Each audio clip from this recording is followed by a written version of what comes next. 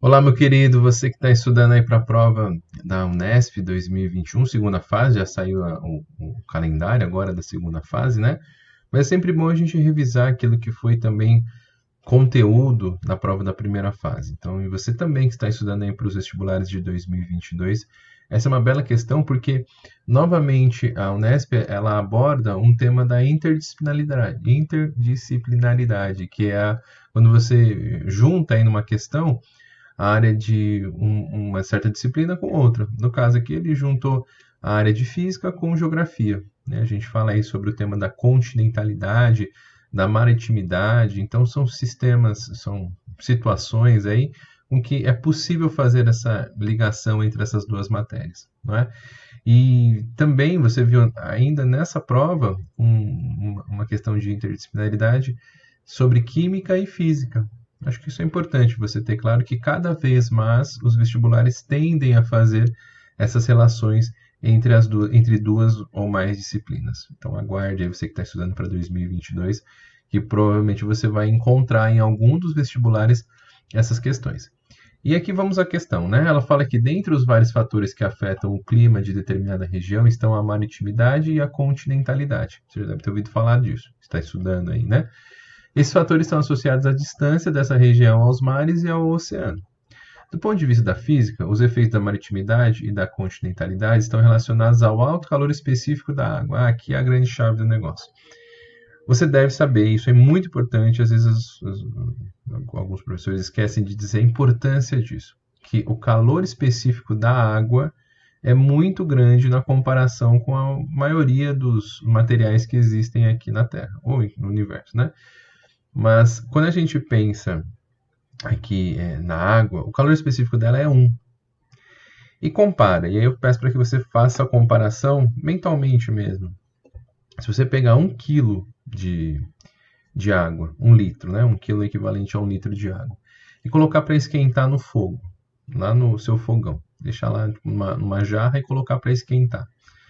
E na boca, ao lado do seu fogão, colocasse 1 quilo de metal, de ferro, não sei, pode ser, qualquer, mais 1 quilo. Importante que você veja que os dois têm a mesma massa.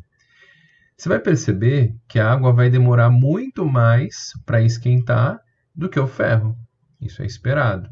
Por quê? Isso está associado ao calor específico. Porque um calor específico muito grande, que é o caso da água, ele demora mais tempo para que eu preciso de mais calor para que eu possa elevar a minha temperatura. Agora, o metal, né, o ferro, qualquer que seja, ele tem um calor específico pequeno, então ele demanda pouco calor para poder elevar a sua temperatura. É aí a chave do negócio. Se você pegar nessas regiões de continentais, você pode até ter uma região de água, mas não é comparado com a região próxima aqui ao mar, né, do oceano.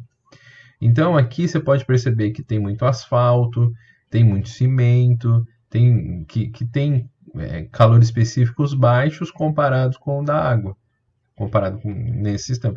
Então nessa região aqui, o que é esperado nessa análise que ele está fazendo?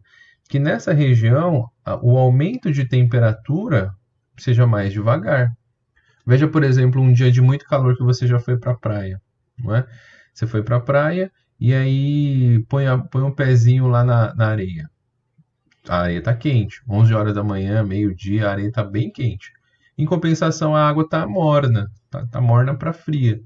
Por que eu posso dizer isso? Porque a água demora mais tempo para elevar sua temperatura.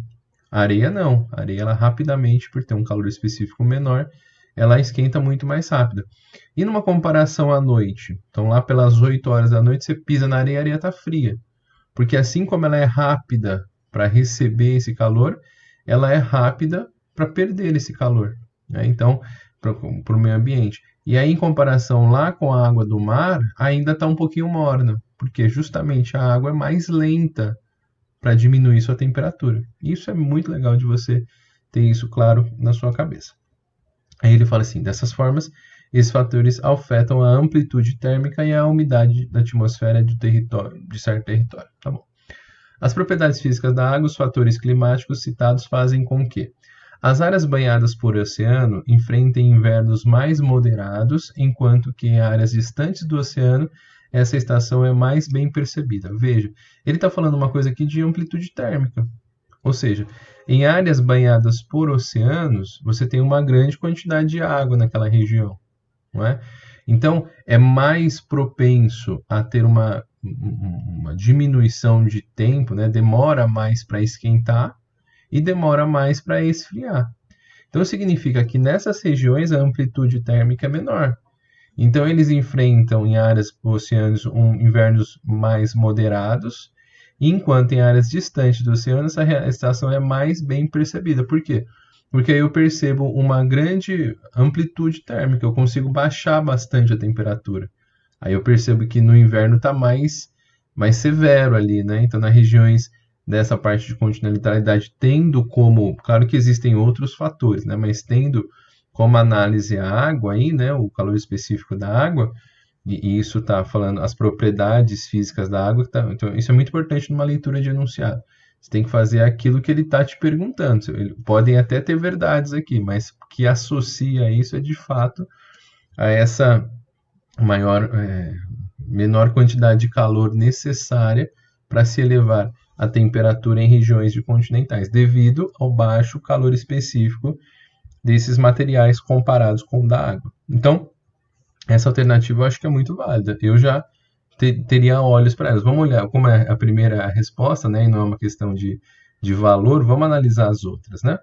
Então ele fala assim, ocorre uma maior amplitude térmica diária em regiões litorâneas, justamente o contrário, né? Então é uma menor amplitude térmica, é justamente o contrário essa situação, porque justamente a água ela dificulta o rápido aumento de temperatura, né? Então aqui é uma menor amplitude. Em áreas sobre maior influência de continentalidade, tendem a apresentar mais umidade. Então, né, numa comparação aqui, a região de maritimidade tem muito mais umidade do ar, então tem menos umidade. Poucas nuvens se formam em áreas costeiras porque a água absorve e perde calor rapidamente. Não, é o contrário, né? A água ela absorve bem devagarinho, esse rapidamente, tá? Lentamente deveria ser essa absorção de calor, numa comparação com outros materiais. Em regiões sobre grande efeito de continentalidade, tendem a apresentar altos índices pluviométricos devido à grande quantidade de água na atmosfera. Não tem muita relação com o que a gente está falando, né? Mas aqui eles dizer que tem alto índice pluviométrico numa comparação com a região marítima, aqui é a região de oceano, tem um maior índice pluviométrico nessa região, então aqui eu acho que também não coloca como certo. Então a alternativa que fala que as áreas banhadas por oceano enfrentam invernos mais moderados, justamente por essa pouca variação aí de temperatura, e em regiões mais afastadas isso é bem percebido, são invernos mais severos. Compare, por exemplo, no deserto, né? No deserto você tem uma altíssima temperatura durante o dia e uma baixíssima temperatura durante a noite, justamente por causa dessa falta de água, né? Não por falta de água, né? Mas é um dos fatores que influenciam nessa grande amplitude térmica. Então, uma questão bem inteligente se perguntar, né? O aluno precisava saber essa relação de calor específico para responder bem, mas espero que você tenha entendido. Qualquer dúvida, deixa seu comentário aqui para que a gente possa ir melhorando nossos vídeos e melhorando também a questão de quais caminhos a gente vai seguir no nosso canal, beleza?